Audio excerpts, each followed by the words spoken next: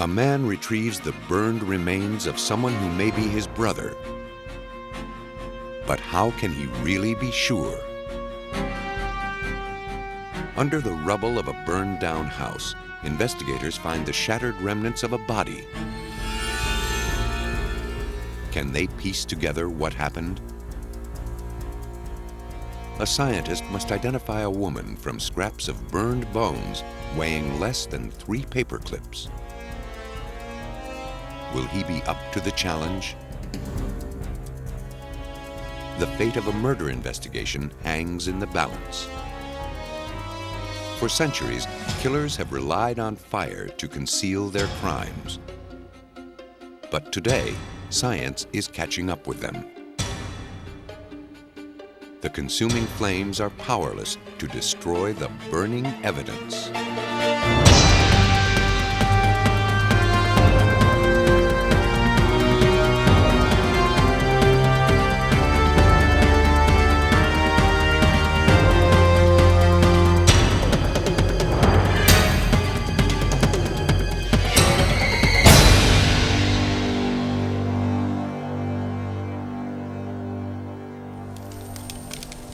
Fire.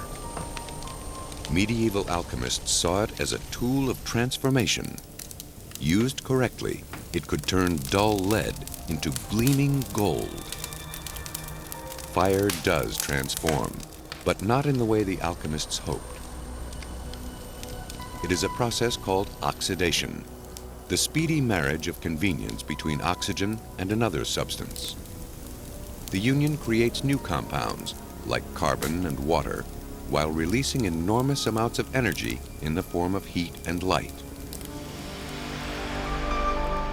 All fires need an initiator, a spark to get them going.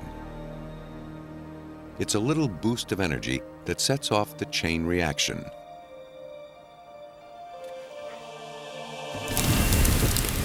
Then the fire burns until there's nothing left to burn. In Ohio, in 1994, Danny King started a fire, initiating a chain of events that transformed his entire world. King had a fiery relationship with his live-in girlfriend, Marilyn Garland. They had been together on and off for years and had a 3-year-old child. But one March night, things spun horribly out of control. Danny King shot and killed Marilyn Garland. Then he tried to hide every trace of his crime. He set the body afire and kept it burning in a metal drum for 2 days. Occasionally, he'd stir the brittle bones with a stick, burning them until they would burn no more. He took what was left and smashed it into little pieces with a hammer.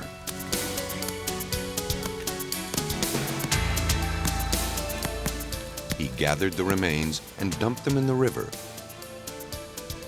He may have thought that without a body, there could be no proof of murder.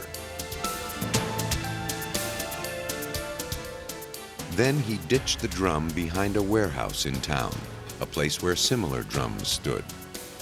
Certain he had gotten away with his crime, Danny King waited 6 days before he called the police to report Garland as a missing person. Lieutenant Ray Todd worked on the case. Danny King reported Marilyn missing on the 26th, and said that she'd been gone for a week. Well, it wasn't unusual for Marilyn to just take off for a few days at a time and go party. In his office, Lieutenant Todd reviewed King's missing persons report. Despite Garland's reputation, he had to take it seriously. He was joined on the case by Detective Gregory Macco. Macco found that Garland's family was taking the disappearance very seriously. We talked to other family members, getting conflicting stories, some saying this is not her. This was her years ago when she was wild and free, but now she had a little boy. She wouldn't do this. She wouldn't leave the little boy behind. Something's wrong. They didn't believe that she just up and packed up and left. They actually believed that something had happened to her. Detective Mako began investigating more thoroughly. It was standard procedure to interview the person who filed the report, so they called in Danny King for questioning. He's a boyfriend, he's going to be a suspect, and our thinking was, let's eliminate him immediately. That wasn't how it worked out. The interview took an unexpected turn. After that interview process, we asked him if he would be willing to take a polygraph, a lie detector test. And he kind of hedged on it at first. So it just threw red flags. They arranged the test for the next day and dismissed King. King should have gone home, but he didn't. He went to a bar, concerned about the polygraph, and began drinking. He met a drinking buddy there and confided that he was worried about the test. The more he drank, the more he talked. Soon he confessed to killing Garland. His friend could tell King was serious. He felt he had no choice but to go to the police. He proceeded to tell me that he just left the bar where him and Danny King were drinking for a couple of hours, and that Danny King had confessed to him.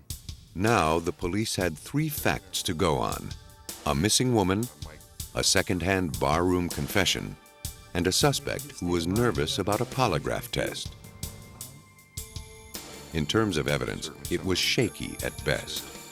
But Detective Mako and Lieutenant Todd felt it was enough to arrest King on suspicion of murder.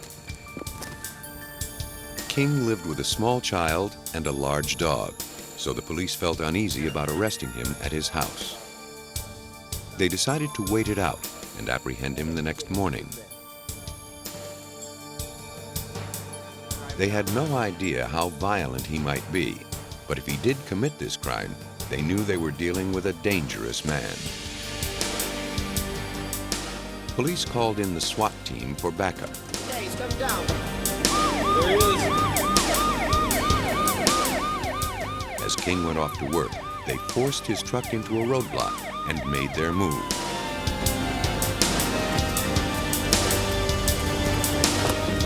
Your hands up! Put them up! Go! Get out of the van. You're under arrest, right? Get your hands up. After King was safely in custody, the police began to build their case. For that, they needed more evidence. They obtained a search warrant and inspected King's house, but they found nothing incriminating. They had divers search the river and the canal for remains. They came up dry. Without a body, a weapon, or any other evidence against him, Lieutenant Todd didn't have a case, and Danny King would go free. If King truly did try to destroy the evidence in a metal drum, they reasoned, the drum must be around somewhere. But all they had was a burned patch of grass. The police placed an ad in the paper to find the drum. Soon after the ad ran, police received a call from a local businessman. One of his employees noticed a suspicious-looking barrel behind their warehouse. Lieutenant Todd went out to inspect it. You could see some debris inside the bottom. Reached in and picked up what I believed to be was a bone fragment. When I saw that, I just knew that this was the barrel that was used to burn the body of Marilyn Garland. Todd shook the drum to remove more debris clinging to its interior. Out came nails, scraps of wire, some fabric, and a seed pod. There's one seed in this vial here, and this was found in the barrel, okay? And we didn't know where it may have come from. Later, we had it identified as a catalpa seed. It's kind of an unusual tree, and there's not that many in the area. And there is a catalpa tree at 125 Canal Street, which is where the murder took place and where Danny burned Marilyn's body in the barrel. But potentially, the most damning evidence pulled from the drum was also the smallest, tiny shards of bone. If Todd could prove they were the victims, he'd have a case. He sent them to the coroner for analysis. The coroner was fairly sure the bones were human. However, he wanted them looked at by a top forensic anthropologist. Okay, Rebecca, He let me hand this contacted down Doug to you. Owsley of the Smithsonian Institution in Washington, D.C. Owsley has built an international reputation by identifying human remains. This wasn't the first time Owsley had worked with the Summit County Coroner's Office. A few years earlier, he helped them analyze the remains of Jeffrey Dahmer's first victim. We've had cases where they involve dismemberment, where they will dismember parts of the body and they'll put them in different locations. We've had cases where they've used acids and corrosives and disfigurement of the body to try and make it difficult to say who that person is. They all tell you something about the individual behind that process, and in the same sense, they all leave different kinds of evidence. In the case of Marilyn Garland, Owsley was literally scraping the bottom of the barrel. The evidence he had to work with consisted of 2.9 grams of bone fragments, about the weight of 3 paper clips. He also had 3 tiny shards of tooth enamel. All had been on fire for 2 days and were shrunken and distorted by the process. Could Owsley make sense of the paltry slivers? So it looks like. Okay, and that's dark too. But that Forensic shows- scientist Doug Owsley faced many Okay, so that's challenges good. in his work on the Marilyn Garland murder. The first was confirming whether the bone fragments from the metal drum were human. In this instance, we got really lucky because one of the fragments that was preserved was his finger bone. And if you think about it, different animals out there have very distinctive foot and hand bone structure. Think of a hoof, for instance, or what the foot of a dog looks like. It's very different than what we see in the human. And we've got not a complete bone, but actually just half of it, but it's enough of the bone for us to actually be able to look at that and say, well, that's human morphology. Here, for instance, Owsley's next task was more daunting. Could he tell if these were the remains of Marilyn Garland? With burning, it takes maybe more time to analyze it, and you really have to know exactly what you're looking for. But you still, with the fragments of the bone, male skeletons tend to be bigger, females tend to, on average, to be smaller. And so how it is burned and the size that is the result of that process is still going to tell you often something about sex. Will still tell you something about age. And so it may make the identification much more difficult, more time-consuming, maybe more tedious, but there's going to be a lot of evidence there. At the outset of the identification process, Owsley knew nothing about the victim's physical features. That's the way he prefers to work on a case. The ideal circumstance often is not to know a great deal about it. It's better to be a little bit in the dark on that sort of thing, or a lot in the dark about that. Let the bones talk to you in terms of what they have to say what the evidence is from those. From the remains, Owsley identified 2 rib fragments. The largest was a ½ inch long. He could tell one came from near the breastbone, perhaps the 4th or 5th rib. It provided the key to unlocking secrets about the body it came from. As we age, the rounded ends of our bones become more cup-shaped. The rib's cupped end suggested the person was between 24 and 40 years old. It was 3.4 millimeters thick by 13 millimeters wide. Owsley considered that small, even after assuming it shrunk up to 25% in the fire. You can never, on a piece of bone that size, bet everything. But on the other hand, you can turn around and say, in terms of probability, in terms of comparative data that we have, it's likely that this is a very small person. The size suggested the victim was either a female or a small male. To determine which, he compared the bone's height and thickness against a standard chart of rib measurements. In females, the 5th rib is going to have an average width of 4.65 millimeters. Males, 5th rib is going to be 6.78, so it's much larger in terms of its thickness. So you work it through as best you can and try and characterize for the entire rib cage male and female values and what the difference is. With this bone, the answer was clear. By all standards, the person it came from was petite, very likely a female. The bones had told him all they could. It was time to take a look at the tooth fragments. This is part of another Owsley had only 3 to work with. They were little more than chips of enamel. By examining the thickness of the enamel, Owsley could tell they were from adult teeth. Their shape suggested their approximate position in the victim's mouth. They had telltale grooves that suggested dental work. But it wasn't enough. He needed some high-tech help to expose traces of fillings. Then he could match them to Garland's dental records. Owsley sent the teeth to the Smithsonian's Conservation Analytical Laboratory. There, they underwent a process called energy dispersive spectroscopy, or EDS.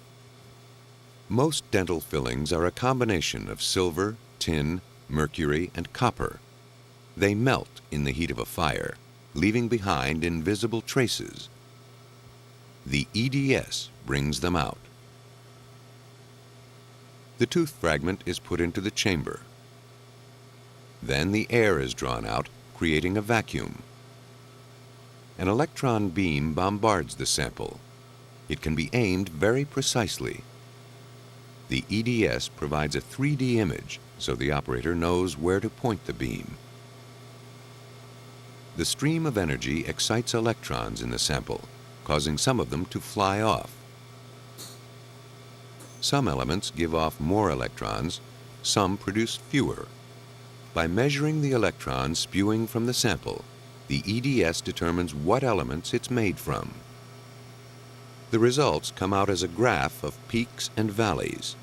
Each peak represents a different element.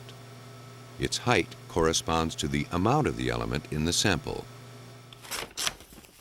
The graph was printed out and given to Owsley to analyze. This is an area here on this count, fragment 1, where we're scanning on the tooth surface. You can pick up the peak for calcium, peak for phosphorus, and those are normal tooth enamel.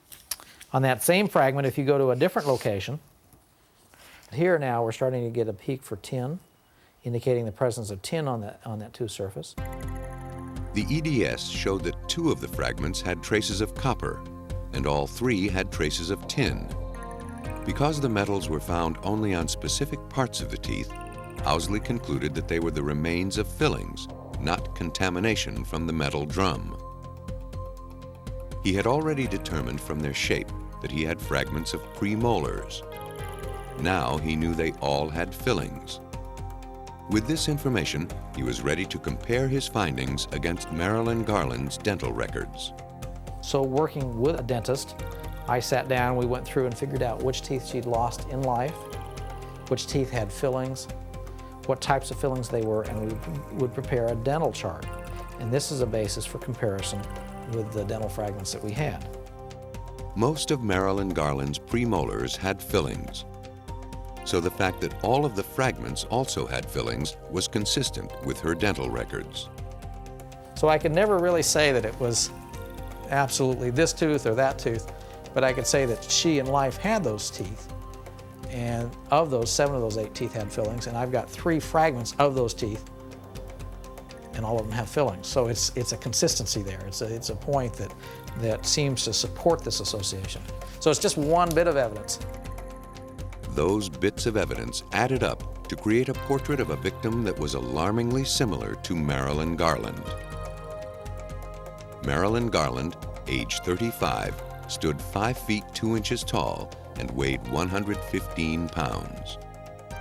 Obviously, they couldn't positively say that it was her, but he was able to say that it was a petite female, possibly white female, between the ages of 25 and 35. I mean, it really narrowed it down, which was, surprising to me, just to find some remains, charred remains, to be able to look at him and obtain that much information from him. That was surprising. Awaiting trial, Danny King learned that he'd left enough evidence for scientists to come so close to identifying Marilyn Garland. Rattled by the news, he made one more mistake. Danny King confessed a second time, this time to an inmate at Summit County Jail, and the inmate ended up telling us about it. And Danny King even told him where he had disposed of the gun. King admitted stashing the gun in a storm sewer behind a restaurant. Detective Todd drove to the location and found it immediately. Police had all they needed: the confessions, the burned barrel, the weapon, and Doug Owsley, who turned a handful of splintered bones into rock-solid evidence.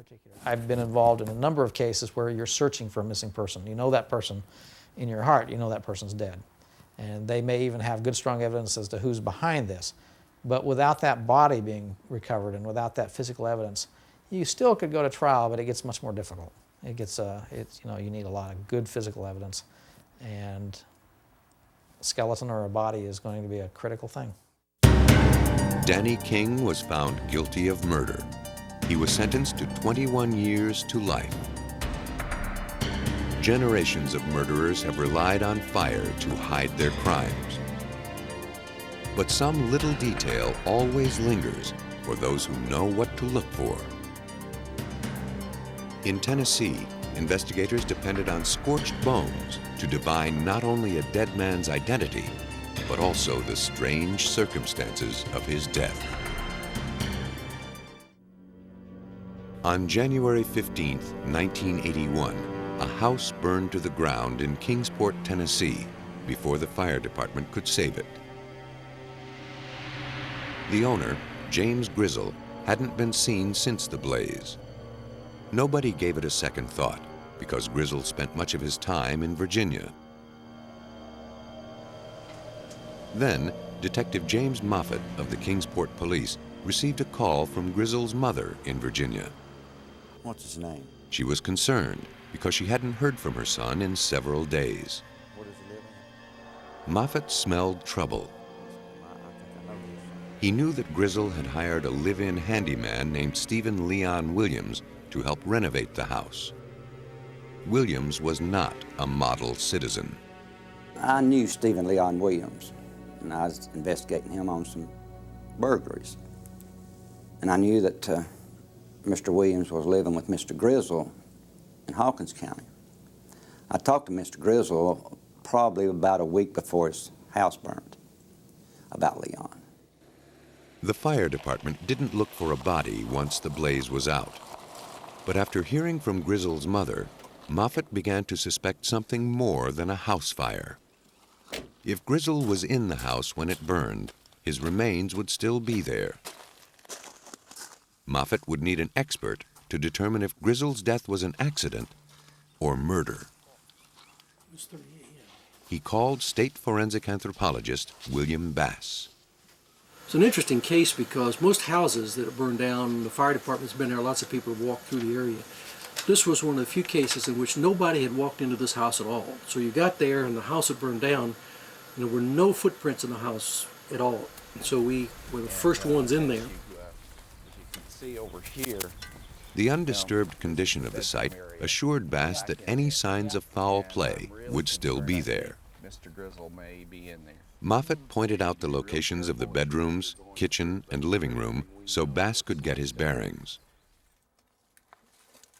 As with any archaeological excavation, he and his team carefully sifted through the debris with trowels and brushes.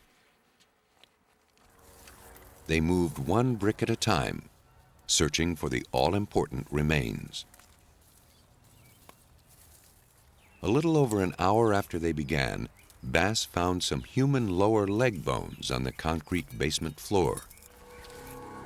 Before long, scattered bones started coming out of the rubble, and with them, a horrible story began to emerge. The body had been lying on its back, but the legs were up over the body, as if you lay down and take your feet and pull them up to your head. However, there was no head. The victim was separated below the shoulders, and the upper and lower halves of the skeleton were 12 feet apart. That wasn't entirely unusual. A skeleton may become jumbled if the victim had fallen through the floor and landed in the basement. But Bass knew that wasn't the case here. Had the body fallen, he would have found debris between the skeleton and the concrete. Bass found no debris. In fact, the victim was fused to the floor. It's like taking a piece of meat and putting it in a hot skillet. That meat will sear onto the hot surface. In this case, the fats running out were so hot that they literally solidified what clothing remained. So we had to scrape off the clothing, and there was no debris between the floor and the bones. The condition of the clothing told Bass the victim was in the basement when the fire began. If the body didn't fall from a height, Bass knew of only one other way to explain how the bones became scattered: an explosion. Neighbors' reports confirmed Bass's conclusion. They heard a blast shortly before the fire. Judging from the way the upper torso was separated, Bass suspected the center of the explosion was on the victim's chest. It might have been some freak accident. But then Bass found another clue. The flattened remains of a spent bullet lay upon the basement floor, just below the victim's heart. Bass could tell from its mushroom shape that it had traveled through the victim and flattened against the concrete. At first glance, it looked like homicide. But homicide cases are won on hard facts, not speculation. To prove murder, he needed all the evidence he could muster. In his lab at the University of Tennessee, Bass has teased the truth from countless human remains. Here, he took a closer look at the bones pulled from Grizzle's house. He would try to determine what events caused the destruction of a home and the death of a person. With burned remains, it's not always easy. When a body burns, much of it is destroyed. The arms and legs separate. Fluid in the head turns to steam and bursts the skull. As bones burn, they retain their shape, but they shrink up to 33%, depending on the temperature of the fire, how long they were exposed to it, and which bones they are. Fire turns them brittle. They shatter while they burn and can crumble if they're touched or moved afterward. Collecting a complete skeleton is nearly impossible. Because burning disfigures bones, it's a common way to hide the cause of death. Investigators must learn to distinguish the subtle differences between damage caused by fire and damage from a murder weapon. Bass demonstrates that even a bullet in the head can go undetected unless the forensic investigator knows how to find it. All of these pieces were all together in a jumble. We x-rayed this, and there is little flakes of lead in the bone, indicating, hey, this individual's been shot. Then we wanted, can we determine where this individual was shot? So we sat down and started putting the skull together, all of these pieces, and sure enough, here comes your entry wound right there. Joanne Bennett, a student of Dr. Bass, is hoping to find a more efficient way to recognize injuries not caused by fire.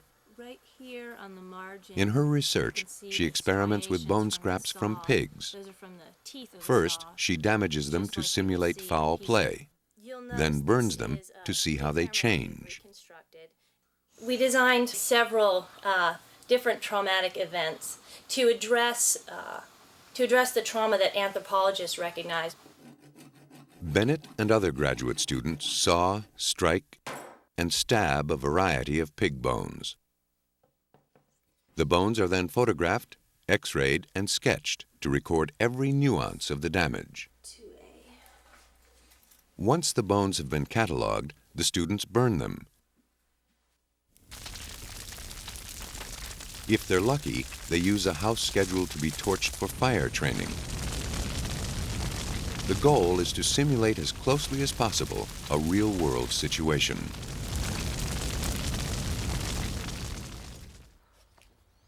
After the smoke clears, the students pick through the rubble to retrieve as many bone fragments as they can find.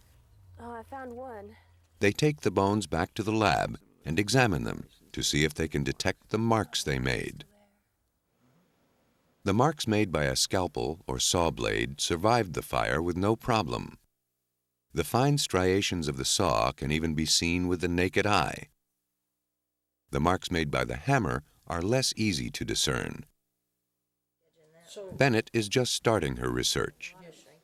As she and her colleagues experiment with a wider sample of bones, she feels confident they'll come up with some guidelines forensic investigators can use in the future. With the remains in his lab, Bass pieced together the sorry events that transpired in James Grizzle's house. The flattened bullet and scattered bones suggested murder.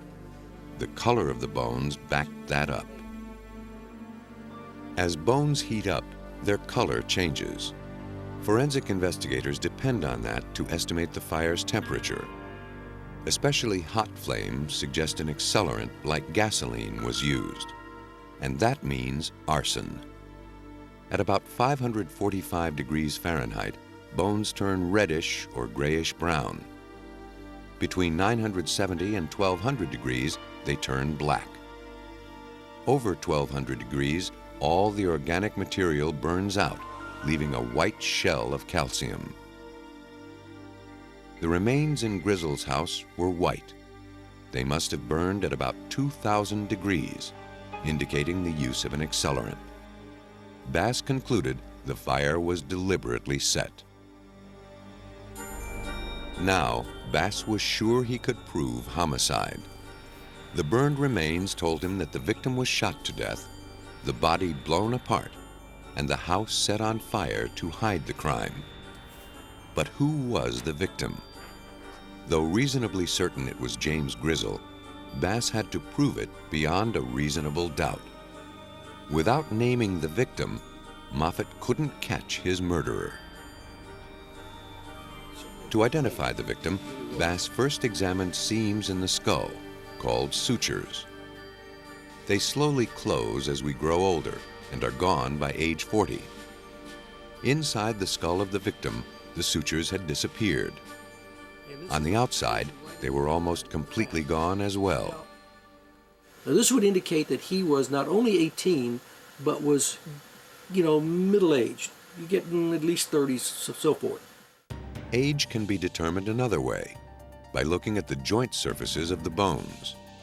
As people age, the body deposits more bone around the joints, causing a condition called arthritic lipping. It begins in the late 20s or early 30s and increases with age. The lipping was consistent with someone in his mid-30s. James Grizzle was 38 years old. Bass next examined the external occipital protuberance, the bulge on the back of the head, to determine the victim's sex.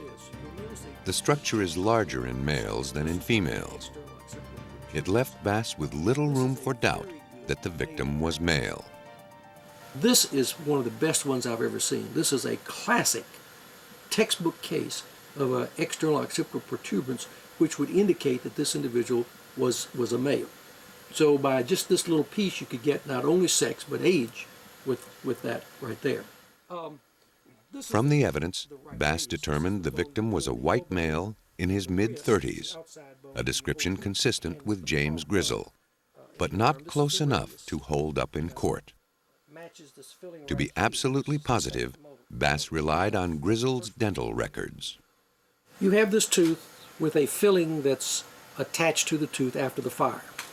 So we asked the police if they could find from the family a dental record of him. We knew he'd been to the dentist because you could see there were fillings in here. Bass compared the structure of the tooth and the shape of the root. From Grizzle's dental records, he was able to make his final determination. This was the skeleton of James Grizzle. The teeth provided Bass with a quick and easy way to make a difficult identification. But it was important that he first tried to make the ID using the bones. Otherwise, he'd have no way of knowing if more than one victim was buried in the rubble. If the bones and teeth all suggest the same person, Bass can be confident only one victim was buried there. That person was James Grizzle. Based on this information, Detective Moffat had a case against Leon Williams. It was further bolstered by the discovery that Williams had stolen James Grizzle's truck and forged his checks. Faced with the evidence, Leon Williams confessed. In his confession, he confirmed Bass's careful reconstruction of the crime. He shot James Grizzle in the basement, poured gasoline throughout the house, strapped an explosive to the victim, and when it went off, it set the house on fire. For his crime, Leon Williams was sentenced to life. If you don't destroy the evidence, if you don't bring in a bulldozer and clean it all off or something like that, the evidence is there. If you know what to look for. It takes you a while, but we were able to reconstruct the events that occurred in this case exactly the way the individual who was charged and convicted said it happened. William Bass unmasked a killer who went to great lengths to disguise his crime. Elsewhere, a man went to greater lengths to bring the bones of his missing brother back from Guatemala. Guatemala, 1985. A country caught in a civil war between the government and communist guerrillas. In the outlying villages, the government appoints civil patrollers, an armed militia made up of civilians. Everyone must serve 1 day a week. The government provides guns, but no training. It instructs the militia to patrol for communist rebels, but nobody patrols the militia. For hungry young journalists, 1985 was an exciting and dangerous time to be in Guatemala. Freelance American journalist Nick Blake and photographer Griffith Davis underestimated that danger. In their pursuit of a story, they headed into a remote part of the country and vanished. Nick Blake's brother Randy did all he could to uncover what happened. My brother disappeared in March of '85. I'd been doing requests with the State Department and 4 or 5 other federal agencies who would be in a position to know things, such as the CIA and the National Security Agency and others for ever since, probably 1987. Randy Blake found only dead ends. Then, a year and a half into his search, he heard an unconfirmed story from an American teacher in a village in Guatemala. We would go to little fiestas with them and so forth, and he got to know them, and they would talk about the gringos that got killed by the Civil Patrol. Piecing together the details, the teacher believed the Civil Patrol shot the journalists in 1985. A ravine became their makeshift grave. The Blake family kept pressure on the U.S. and Guatemalan governments to find Nick. To hide the crime, the Civil Patrol retrieved the skeletons and burned them in a raging bonfire.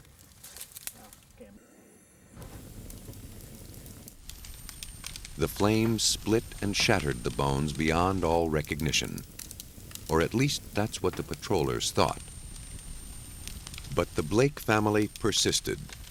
The patrollers were pressured into sending the remains to the United States.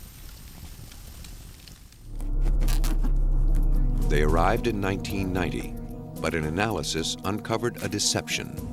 The crate did not contain human remains. Convinced they had exposed a cover-up, the Blakes and U.S. authorities demanded the truth. Felipe Alva, the regional commander of the Guatemalan Civil Patrol, refused to talk about the incident until the Blakes offered an incentive. And he was going to be offered a $10,000 reward. And so, but it was going to be paid to him in allotments as he performed along the job. Enticed by the offer, Alva agreed to send the real remains to the U.S. so long as the family promised not to prosecute. He came out with a partial unearthing of remains from the site. And he brought them back in 2 boxes, very curious things. They were essentially little caskets, mini caskets, square pine boxes that were velvet lined. And it was the strangest thing because they had dirt in them from the site with little bone chips salted throughout them and so forth, because that's essentially what was remained of my brother and his friend.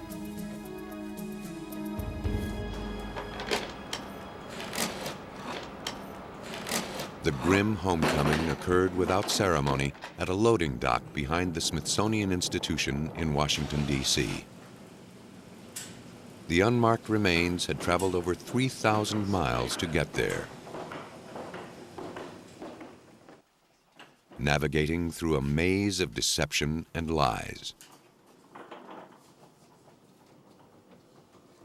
But more work lay ahead before the Blakes could put their loved one to rest and find the closure they sought. This time they had to be certain the bones in the crates were truly Nick's and Griffith's. For the delicate task of identifying the remains, they pinned their hopes on forensic anthropologist Doug Owsley. When the crates arrived, they were x-rayed to see if they required special handling to avoid damage.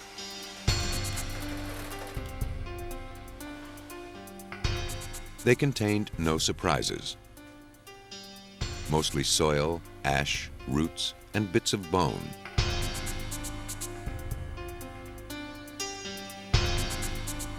Then Owsley and his team sorted the bones. It was immediately apparent the remains were human. They also found a duplication of parts and a color difference. Owsley was certain these were the remains of 2 people. Out of 150 pounds of dirt and debris, they recovered about 2 pounds of incinerated bone. The largest of the more than 1,600 fragments was just 3 inches long. But Owsley was fortunate. Some of the fragments came from the occipital protuberance at the back of the skull. The large size of the specimens indicated both were male. But they could have been almost any 2 men. Then he found a nickel-sized piece of bone that made all the difference. It was a fragment that fits in the forehead and forms a ridge or crest for the sinuses inside the skull. It's called the frontal crest. Now this is a really unusual configuration of the frontal crest here. Usually this is a solid, prominent ridge, but in a small percentage of the population we can get a double ridge morphology like that. So we had this piece, and based on that, I had a microfilm of an x-ray that was taken of Griffith Davis. Owsley compared the crest with an x-ray of Davis's head taken after a car accident. The unusual structure of the bone fragment from Guatemala matched the x-ray. But did that prove the fragment came from Davis's skull? Not unless Owsley could first prove that its structure was truly rare. To see how often the crest structure occurred in the general population, Owsley referred to a group of skeletons known as the Terry Collection. The more than 1,600 skeletons of the Terry Collection were donated for medical research from the 1920s to the 1940s. They represent a cross-section of the population. The medical history of each individual is part of the record. Owsley used the Terry Collection to see what percentage of the population shared Davis's frontal crest structure. If only a few people had that bone configuration, and if it was shared by the Guatemala sample and Davis, then Owsley could reasonably conclude the bones could belong to Davis. If you look at this cranial vault, for instance, one of the things that you've got is here's the cribriform plate, foramen cecum, and then you've got this standard type of frontal crest. And it's a very prominent ridge that occurs in 88% of white males. Now, in contrast, you see how you've got, again, the same structure, but now we've got a double ridge and a groove. This is the type that we see in Griffith Davis's cranium. This occurs 9% of the time. Davis and the remains from Guatemala shared the same rare anatomical feature. Owsley felt confident the skull fragments could belong to Davis. But were the remaining bones Nick Blake's? The limited sample enabled Owsley to perform only one more test, determining the relative age of the bodies. For this, he relied on the sutures in the skulls. In the specimen that Owsley thought to be Griffith Davis, the sutures showed advanced closure, suggesting a man in his 30s. The sutures on the other remains were still open, indicating a younger man. So that helped differentiate. The two males were differing in age by about 11 years. And this helped me determine that this is the older person. At the time of his death, Griffith Davis was 38. Nick Blake was 27. Owsley's calculation was right on the mark.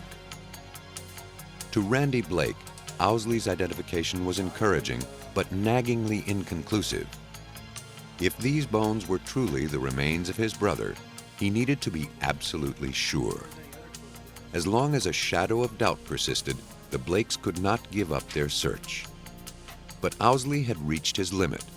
He could go no further without more remains. We said to ourselves, it's probably Nick, but darn it, we want to get up to that site and we want to determine definitely that this is Nick, and let's just make a trip down there. We've got an opportunity. Going to Guatemala was the only choice the Blakes had if they wanted to honor their brother. But Owsley had to accompany them. Only he could provide the assurance the Blakes had waited so long for. Together, they would retrace the final steps of Nicholas Blake and Griffith Davis. With forensic anthropologist Doug Owsley's help, Randy Blake felt he was close to finding his brother. He knew that the only way to claim Nick's remains was to retrieve them himself.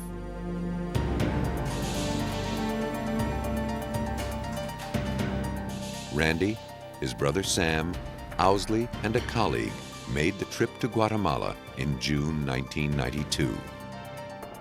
There, they met Regional Civil Patrol Commander Felipe Alva. He took them to the remote mountain location of the remains.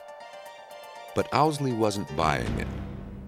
And I take my trowel and do a little scraping. I cut down to about 15 centimeters, and I come up and say, this is the wrong site. I say there's not enough ash, there's no bone fragments here, there's none of the red soil that I'm looking for. I just looked at all of this 2 containers a couple months before, and there's none of the roots that were found in any of that. Then, sheepishly, Alva's assistant reached under a log and removed a green plastic bag that contained a handful of human bone fragments and some soil. And in this 8 ounces of soil, it's got the right color, it's got the charcoal, it's got root fragments. And I say, this is from the right site. And he says, I got it right here. The assistant told them these were the last of the remains. The Americans demanded to see where they came from. We went back to our little hotel in Neba, and we basically grilled Felipe Alva for 3 hours that night with a Guatemalan colonel, U.S. Embassy defense attaché, U.S. Army colonel, a couple of other people in the room, and basically sat him and said, Alva, you lied to us. Under duress, Felipe Alva agreed to take the team to a site he swore was the actual location of the remains. When they arrived 2 days later, Owsley looked it over with a skeptic's eye. We could see the indentation where the soil had been taken out. We worked it around the perimeters, and we found a lot of things. One of the things we found lots of was metal. Well, here's part of an eyeglass frame, part of the eyeglass piece in the frame, and it's a circular type of pattern. And it's just one of the things that when we first picked it up, one of the brothers of this man said, that looks like his glasses. So we knew that we were in a very significant spot. Now certain they had the right spot, the team collected all they could and headed home. It was almost like tailor-made for Doug Owsley. I mean, it was so perfect because we were so lucky to have him in that one day, because clearly a deception was planned and was being executed, clearly. And he just totally blew it out of the water by being there and allowed us to have the ammunition to get this guy to come clean. Among the bones Doug Owsley carried back with him were fragments of a shattered jawbone. What's remaining? They still held some of the teeth and all the roots. They would enable him to make a direct comparison to Blake's dental records. From the dental records that we had of him in life, we knew that he had impacted third molars. And they had come in at an angle where the third molar had bumped into the second and had gotten locked up. And so what it had actually done is wore a contact or a wear facet into the side of the second molar. And it had a very distinctive root associated with it. From the shape of the teeth and roots, Owsley was able to positively identify Nick Blake. For the Blake family, it marked the end of a grueling, emotional ordeal. Now they could grieve Nick's loss and give his remains a proper burial. That meant everything, to repatriate his remains and bring them back and bury them in a cemetery and give them a grave marker, which we did. Not enough remains of Blake or Davis were recovered to confirm they were shot. For the Blakes and the Davises, that was no longer important. Bringing Nick and Griffith home was enough. From the ashes of murder rise lingering clues, transformed but never erased.